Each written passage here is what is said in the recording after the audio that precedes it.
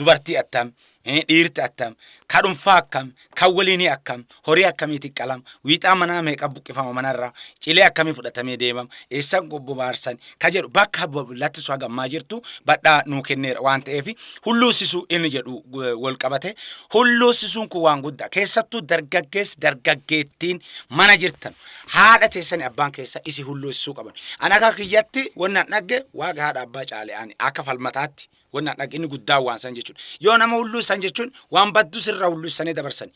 Waraana baabuu si jala dabarsan, dubbii bara buute si jala dabarsan, waan mara cittee sirraa buuti jechuudha. Hulluusisuun hayyuun keenya Iyyaasuun nuu kaase irratti dargaggeessi keenya hulluusifatuu qaba. Afaan wal wallaalaa jira, wal beekatti hin jiru, wal arrassaa jira, wal tuffataa jira, wal biraa deematti jira.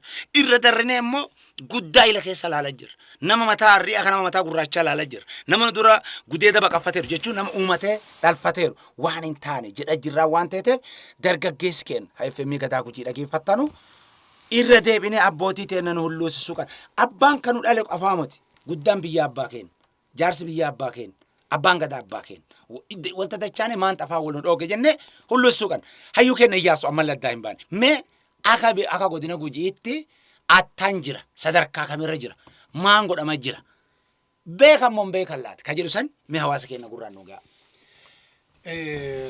Hulluusisaa harka caalaa dagatameera jedhuun hin danda'ama. Egaa babal'ina manneen amantaatii fi dhugeeffannaa adda addaa irraa ka'een hulluusisaan dagatameera.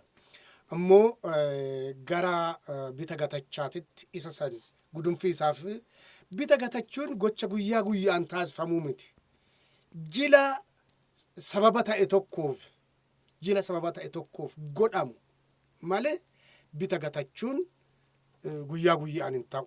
Akka kolbaatitti kaaniif farra hamtuu faroo hamtuu ifirra dabarfatiisaaf Gujiin waa akka malee jibbu jira haga geen uumama Gujii keessa waa akka malee jibbuuf sodaatu jira qillisaa sodaata qillisaan qillee dheennaan ka rooba dha'u hin beekan ka lola dha'u hin beekan ka waraana himu hin beekan ka bineensa himu hin beekan kana waan sodaatuuf waan jibbuuf haa jennu afaan nagellichaa sunna waan jibbuufi waan ati ardhaa dhageette ankale maleen gedda dhagee jedhaan qillisaa sanii.